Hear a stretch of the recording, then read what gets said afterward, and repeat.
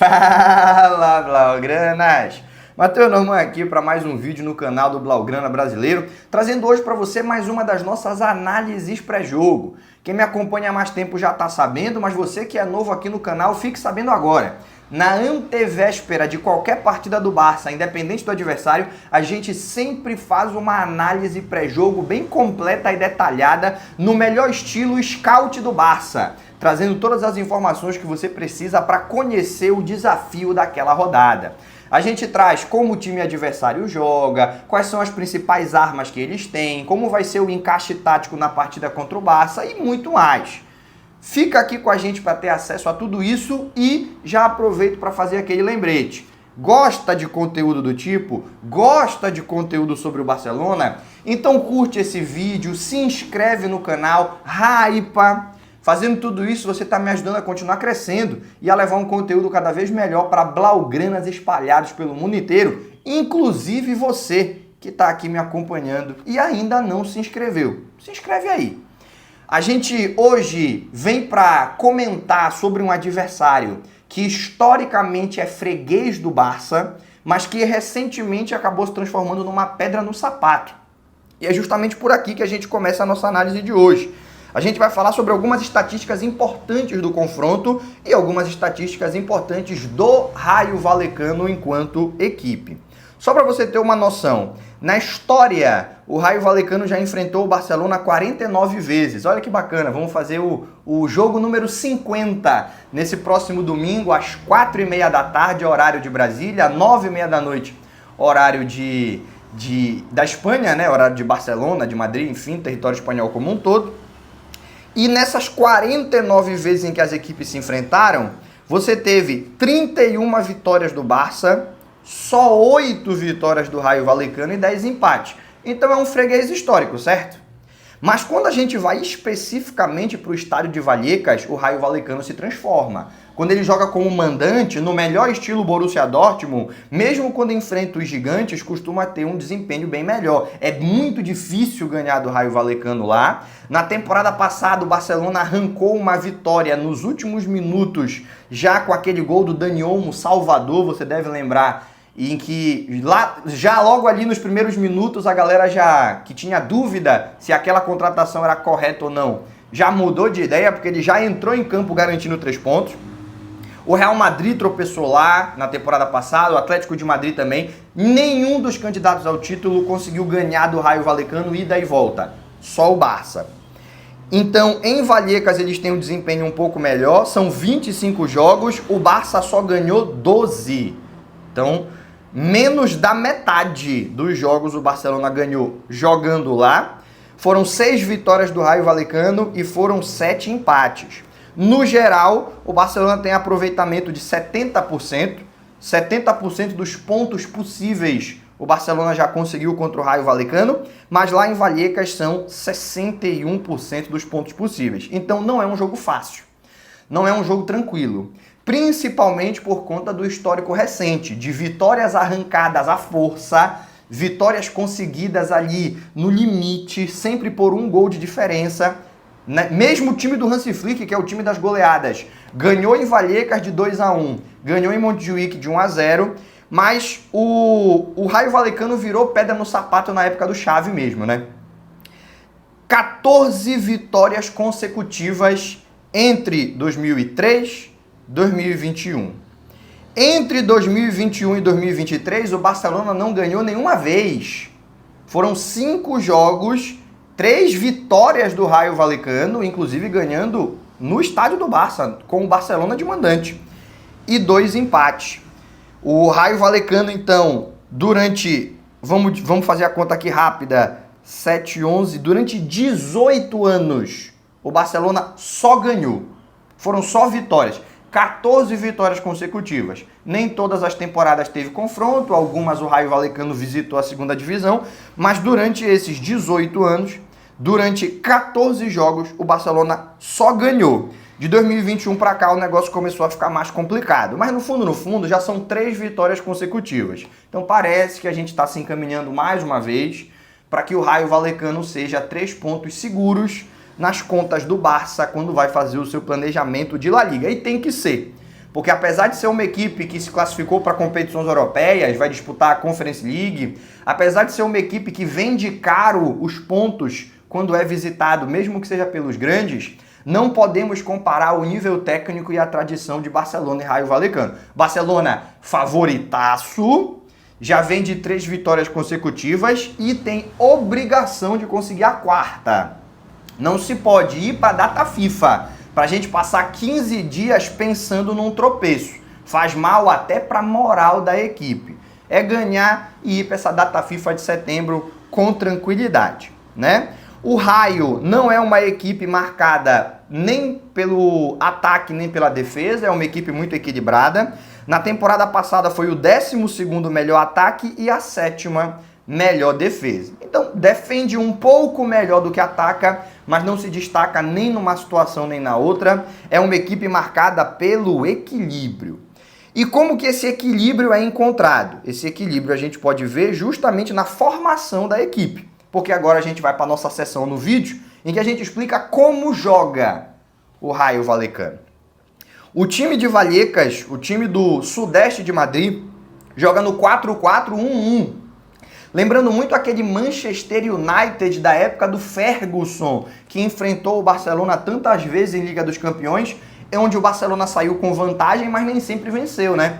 Em 2008 o Barça é eliminado pelo United, em 2009 vai lá e ganha o título em cima do time de Manchester, e depois aquela final de 2011 emblemática, em que o Barcelona concretizou uma temporada em que aparentemente era o melhor time, era o Super Barça, era a equipe, a obra-prima do Guardiola. Ah, mas em 2009 ganhou o sextete e em 2011 não, só ganhou 5 títulos. É verdade, no quesito resultado 2009 foi superior.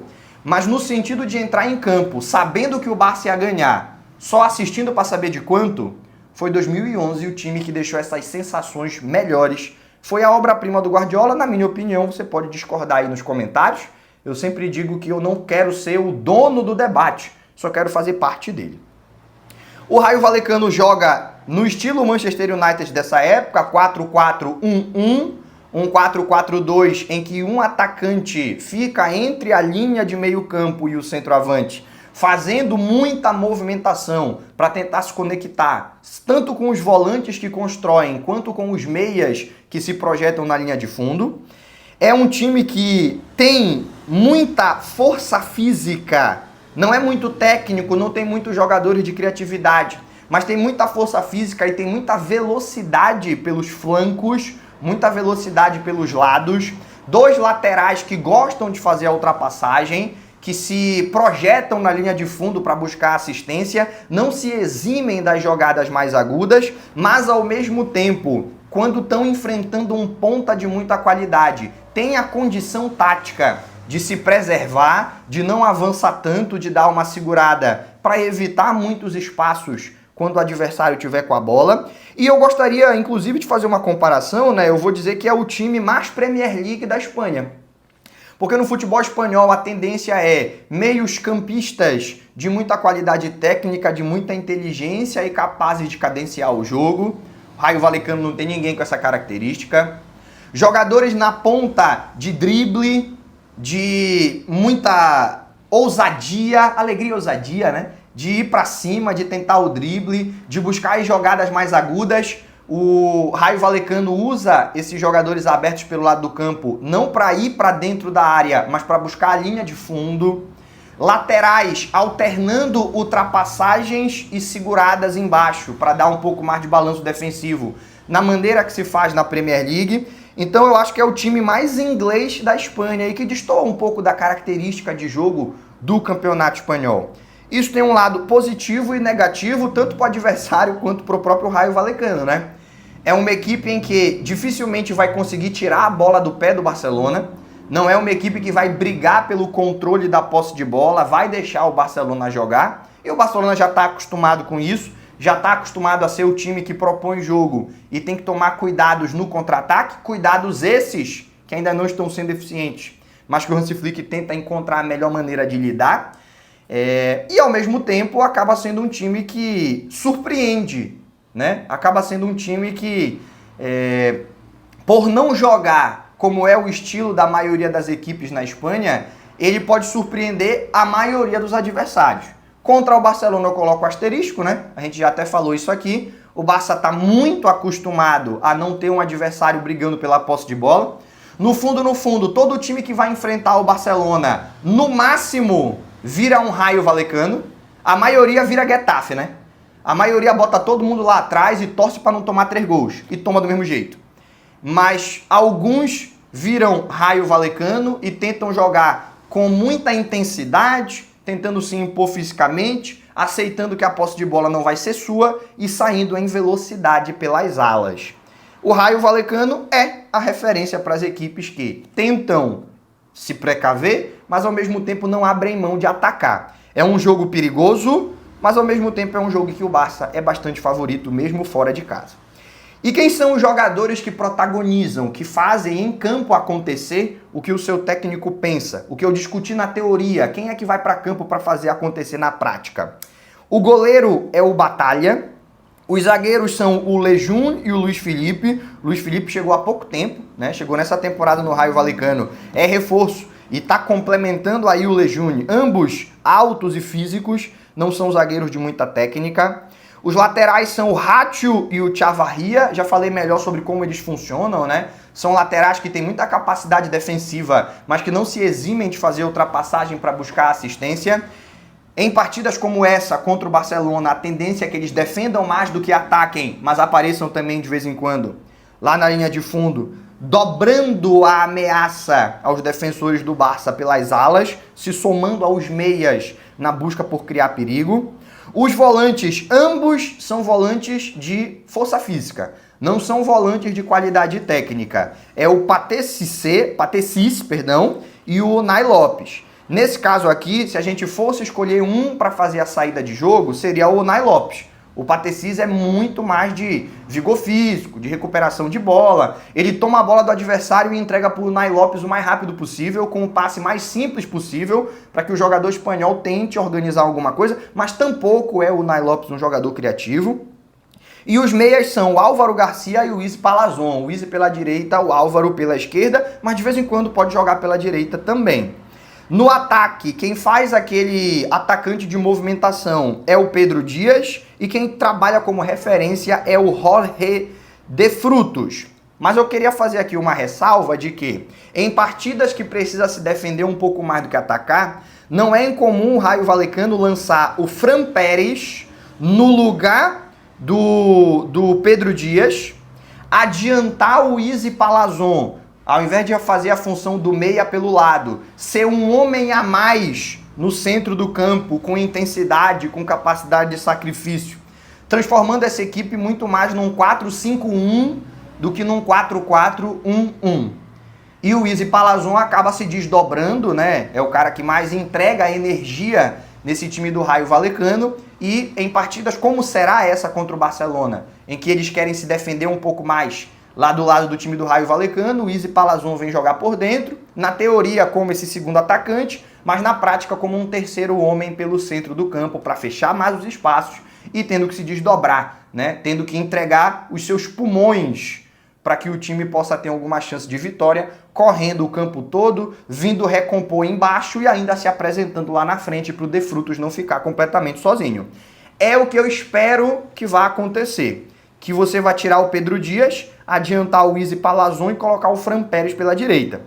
E também pode acontecer da utilização do Sérgio Camello, que ficou conhecido do grande público por ter feito os gols do título da Espanha nas últimas Olimpíadas, né? Na prorrogação contra a França, ele faz os 2 gols do título, o jogo vai 3-3 para a prorrogação, ele faz o 4º e o 5º gol e garante a medalha de ouro para a seleção espanhola, ficou bastante conhecido, mas ainda tá faltando dar aquele salto para virar titular, né? Parece ser um jogador desses que vai jogar a carreira inteira em times de médio porte, tá no Raio Vallecano e também pode ser utilizado, inclusive no lugar do Jorge de Frutos, para ter um pouco mais de velocidade e em alguns casos botar o Izzy e o De Frutos, o Izzy e o Camello no ataque, mas fazendo eles acompanharem os laterais ou fecharem aqui no meio de campo. Na prática, fazendo um 5-5-0, né? Sem ninguém lá como referência, sem nenhum atacante esperando a bola no ataque, todo mundo fechando aqui embaixo contra o Barcelona, isso nunca é impossível. Não é isso? Embora eu acredite que vai ser o 4-5-1 mesmo, com o Izzy Palazón como esse homem que funciona como uma carta coringa e o De Frutos como referência lá na frente, até para segurar a bola um pouco no ataque e deixar a defesa descansar um pouco quando conseguir fazer essa recuperação. Beleza? E falando em recuperação na defesa, olha que gancho bonito e completamente aleatório e completamente sem planejamento. Falando em recuperação na defesa e dar esse lançamento para referência, vamos falar do top 3 dos caras?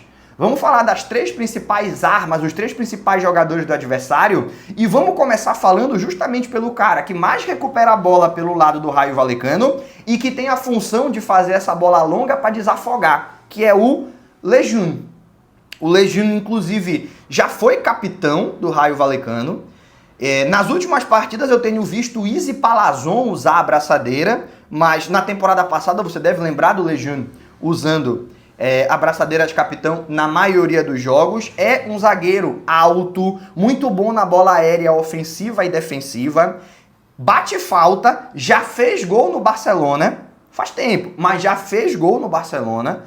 É um cara com uma perna esquerda muito potente, é um cara que ele já fez gol no Real Madrid na temporada passada, em jogada de bola parada. Já quase conseguiu uma virada, o jogo estava 3-3, ele dá um foguete da intermediária e ali você teve o Courtois fazendo uma grande defesa para segurar o 3-3, era a virada do Rayo Vallecano em Vallecas. É um cara muito perigoso, tem que estar no top 3 dos caras, certo? Pela sua capacidade defensiva e pela sua importância tática no desafogo. Ele não é o zagueiro do passe curto, ele não é o Cubarsí, ele não é o Íñigo Martínez, ele não é o zagueiro da técnica, mas ele é o zagueiro que tem a perna forte o suficiente para, mesmo marcado, pressionado, sem uma boa base para organizar o corpo, se equilibrar e fazer o lançamento, ele consegue fazer a bola chegar aonde o atacante estiver. A famosa bola quebrada. Quem já jogou bola sabe como é que funciona. Eu não tô dando o lançamento para ti. Eu te olhei, eu sei que tu tá do lado direito. Eu chuto a bola pro lado direito e tu te vira para ver o que tu faz para tentar ganhar ou pelo menos atrapalhar o zagueiro no momento que ele estiver recuperando. O Lejeune é o cara que quebra essa bola sem muitos cuidados, sem muita regalia, sem muito frufru. Se ele sente que está pressionado, ele joga a bola para a referência, para o centroavante brigar, e ele vai ter essa importância tanto defendendo quanto desafogando. Numa partida em que o Barcelona, que é o time que mais recupera a bola no campo ofensivo entre todas as grandes ligas europeias, tá só querendo um zagueiro que enfeite um pouco mais, essa era a palavra que eu estava procurando ainda há pouco. O que o Barcelona quer é justamente um zagueiro que enfeite um pouco mais. O Lejeune não faz isso e é o cara tanto da recuperação quanto do desafogo lá embaixo. Por isso não tem como não estar no top 3 dos caras, não tem como não aparecer no nosso pódio de principais ameaças do adversário. Beleza? Em segundo lugar, Lejeune em terceiro, e agora em segundo lugar, parece o goleiro, o argentino Batalla. Eu, pessoalmente, acho que o Batalla já deveria ter tido oportunidade na seleção argentina, porque o que ele faz jogando pelo Rayo Vallecano é absurdo. Ele não é tão veterano assim, ainda não chegou na casa dos 30 anos. Vem sendo destaque da equipe na temporada passada e na temporada atual, com defesas dificílimas. Na partida em que o Rayo Vallecano perde para o Athletic Bilbao, a única maneira de superar o Batalla foi conseguindo um pênalti. Se não fosse de pênalti, ele ia sair dali com clean sheet, ia segurar o 0-0 na partida que aconteceu na rodada anterior. E quando você joga contra o Barcelona, qualquer jogo, quando você joga contra o Barcelona, qualquer adversário, o teu goleiro vai ser protagonista, porque o Barcelona é o melhor ataque do mundo. O Barcelona é o time que mais cria chance, é o time que mais faz gol, é o time que mais chuta, é o time que em qualquer aspecto ofensivo vai ser o líder de qualquer estatística. E se o seu goleiro não tiver num dia inspirado, o que o Barcelona tem de média, que é 3 gols por jogo, vai virar 5, 6. Então, se o Batalla não tiver na ponta dos cascos na partida de domingo, pode ter certeza que o Rayo Vallecano não vai ter chance nenhuma de vencer. E normalmente ele tá na ponta dos cascos, é um cara de muito alto nível.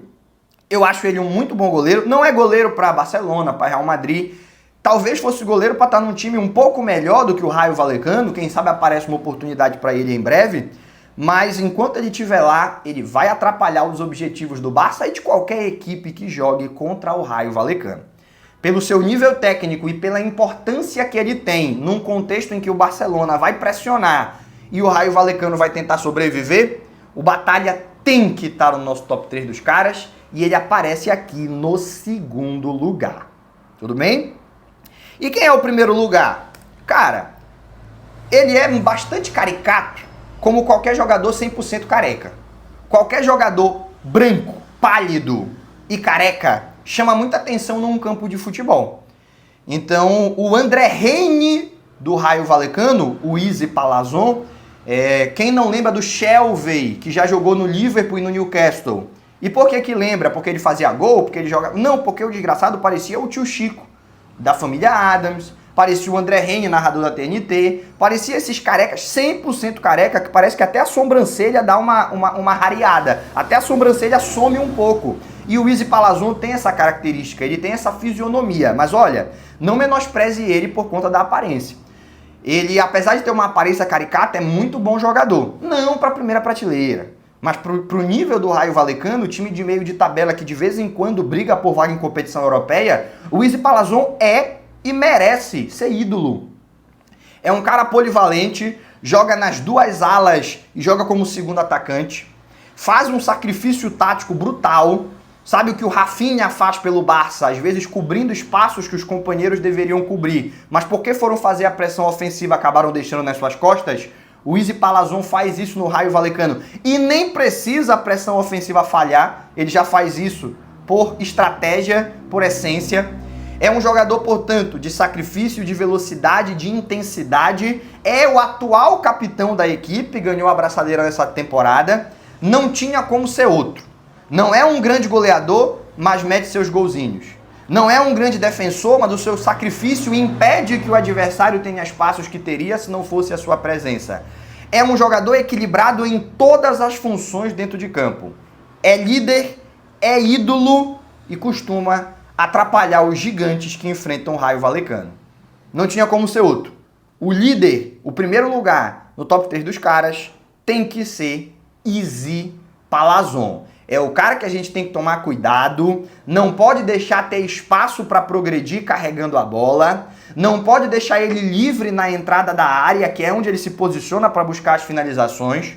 É um cara que gosta de crescer nos jogos grandes e para o Barcelona conseguir sair com a vitória e de preferência sem sofrer gols, de preferência com um clean sheet, que é a nossa nova exigência. Porque a gente já sabe que o Barcelona faz 5 em qualquer um. A gente agora está querendo ver como que o Barcelona faz para sofrer menos gols quando enfrenta as equipes principalmente menos qualificadas. Para que a gente possa ver isso, cuidado com o Izzy Palazón. No top 3 dos caras, no top 3 do Raio Vallecano, é ele que fica em primeiro lugar. Tudo bem? Sobre o Raio Vallecano eu já falei tudo o que podia. Então bora falar do Barcelona? Vamos falar de como vem o Barcelona para essa partida. Vamos falar da provável escalação. Seção do vídeo que aqui a gente chama de aposta da escalação, né? Essa partida ela vai ter uma característica muito especial, muito diferente. O Barcelona vai estar enfrentando uma equipe muito física, muito intensa, não chega a ser violenta, mas chega junto, em um gramado que vai estar muito pesado e que os próprios jogadores do Raio Vallecano estão reclamando. Eles fizeram uma partida ontem, gravo esse vídeo na sexta-feira, na quinta-feira teve jogo lá pela Conference League e o Raio Vallecano confirmou vaga na fase de liga da Conference League, passou pelos playoffs. Naquela partida, o gramado que já estava muito debilitado e a gente chegou a postar lá no Instagram no começo da semana, parecia um campo amador, né? Eu joguei divisão de base no Paysandu e a gente tinha rodada no Campo do Tavares, rodada do Campeonato Paraense de base, tinha no Campo do Tavares, que é um campo que fica na porta dos portões, sensacional, nos portões do Distrito Industrial. Então eu pegava o ônibus, eu pegava o Distrito Industrial Iguatemi, né? Que era um ônibus que passava ali perto de onde eu morava no Jurunas, e ele me levava até o fim da linha. Eu descia no portão das fábricas e lá era o Campo do Tavares. O Campo do Tavares, todo esburacado, um dos piores campos que tinha jogo quando tinha rodada do Campeonato Paraense, de divisão de base, campeonato profissional, não tem rodada lá. O Campo do Tavares, ele é melhor do que esse campo do Raio Valecano. O gramado do Campo do Tavares, no Distrito Industrial, que é em Ananindeua, não é nem em Belém, é na região metropolitana, é melhor do que esse campo do Raio Valecano. O campo do Raio Valecano foi chamado pelo seu próprio capitão, o Izzy Palazon, de pasto. Isso aqui parece um pasto. Tá pior do que a grama no jardim da minha casa. A bola trava, ela pula porque tem buraco. Os jogadores do Barcelona estão falando, né? Saiu na mídia de Barcelona que os jogadores estão preocupados em se lesionar. Nós também estamos, porque esse gramado aqui não tem condições. Tomara que dê para melhorar ele até a partida contra o Barça, porque desse jeito não tem como o torcedor vir para cá e ver uma partida de alto nível. Ele vai ver um jogo num pasto. Isso é o capitão dos caras, pô.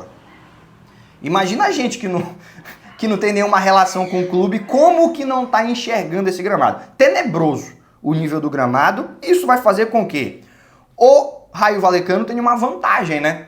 Porque quando você joga num gramado pesado, o time mais técnico tem mais dificuldade. O time que não tem muita técnica, que é mais de força, de intensidade, ele já está acostumado a precisar dar 2 toques para dominar uma bola, a ter que ficar o jogo inteiro chuveirinho na área, a se privar de ir para os dribles, porque não vai conseguir passar pelo adversário. Aí o time mais técnico, que está acostumado a jogar de primeira, não pode, porque a bola vem quicando. Tu dá um passe no chão, ela pula num buraco, tu tem que dominar e depois sair jogando. O ponta, como o Lamine Yamal e o Rafinha, que estão acostumados a ir para dentro do lateral, já vão ter um pouco mais de dificuldade, porque quando eles tentarem dar o tapa no fundo, eles não vão ter a base para arrancar, como tem num gramado melhor. Eles podem pisar em falso no buraco e se desequilibrar.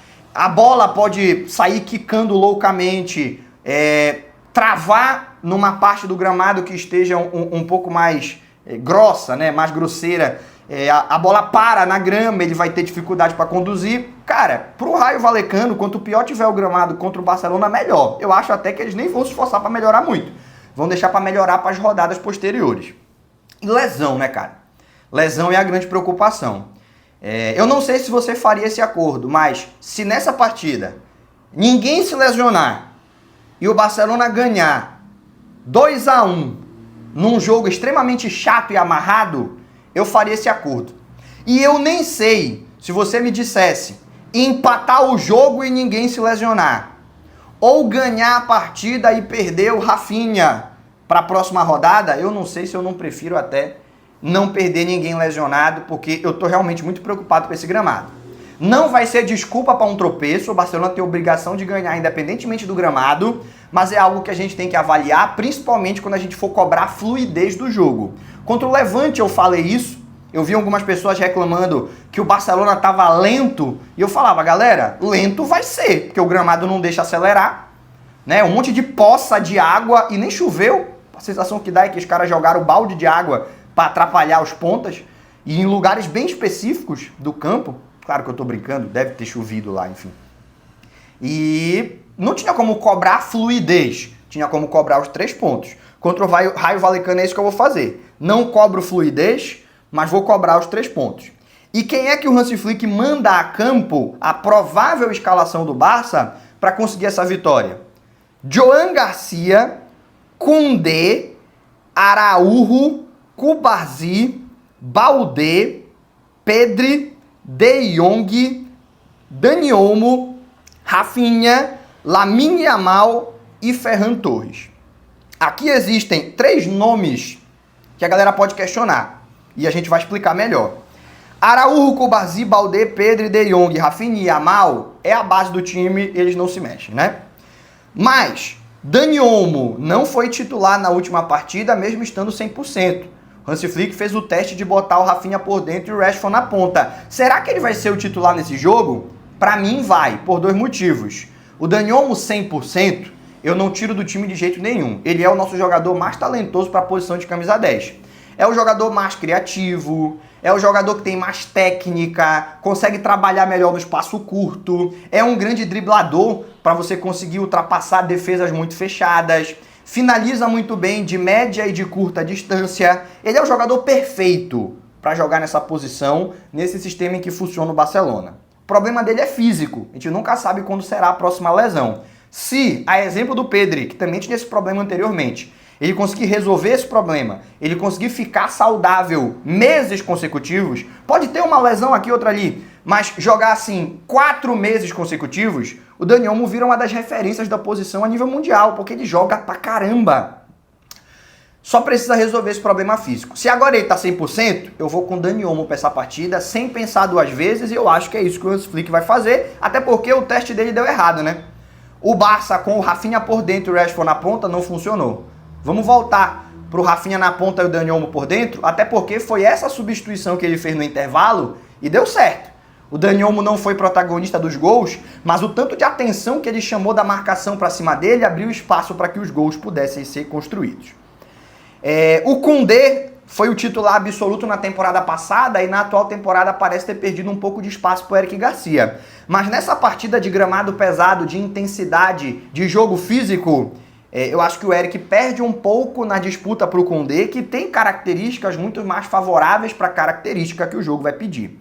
O Koundé é mais forte, o Koundé é mais físico, o Koundé é mais veloz, o Koundé é mais tudo que você pode precisar num jogo que vai ser de intensidade. Não vai ser pancadaria, mas vai ser todo mundo chegando junto. E eu acredito que essa é a oportunidade para o Koundé aparecer, se destacar e retomar a posição. Se nem nesse jogo, que na minha opinião pede muito mais a característica do Koundé que a do Eric, que é mais técnico, é mais cadenciado.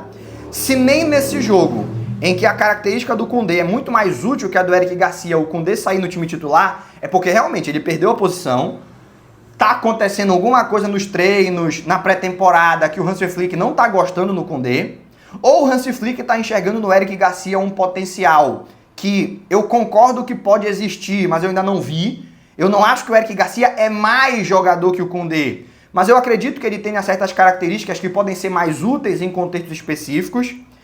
E se nem nesse contexto de o Koundé ter as características mais necessárias para a partida, ele sair no time titular, é porque o Eric ganhou a posição e daqui em diante eu vou considerar que ele é o titular absoluto e que o Koundé que é o nosso reserva de garantias e não o contrário, que era a nossa opinião no começo da temporada. Vamos ver. Para esse jogo eu aposto na escalação do Koundé. Se não aparecer, aí parabéns Eric Garcia, você é o lateral direito titular do Barcelona para todos os tipos de jogo. E no ataque eu falei que eu coloco o Ferran. Pô, mas e o Lewandowski? Cara, o Lewandowski, ele, se tiver 100%, ele é titular qualquer time do mundo, né? Você vai ter muita dificuldade para achar um centroavante que faça o ofício de centroavante melhor que o Lewandowski. Porque o Lewandowski faz pivô, faz gol de cabeça, bate pênalti, chuta de direita, chuta de esquerda, tem uma leitura de jogo em que ele consegue orientar os companheiros. Tem muitas partidas ao longo da temporada que ele chama alguém, o Rafinha, o Yamal, olha, o zagueiro tá me marcando de tal jeito. Se tu der a bola em tal lugar, eu chego sozinho. Ou então, olha, para onde eu vou, ele me acompanha. Eu vou fazer determinado movimento, tu infiltra que tu vai receber a bola livre. Contra o Atlético de Madrid, o gol do Ferran foi assim, né? Aquele gol de cabeça do Ferran, o empate 2-2 para depois o Yamal virar. Tem uma imagem claríssima que deu para ler, deu para fazer a leitura labial e fizeram nas mídias espanholas, né, no meio de comunicação na Espanha, do Lewandowski chamando o Rafinha e falando, olha, quando eu vou para um lado, ele vai junto comigo. Tava falando do Lenormand, né, que era quem tava na marcação individual. Então eu vou fazer o seguinte, eu vou infiltrar devagar, eu vou colocar ele quase dentro da pequena área.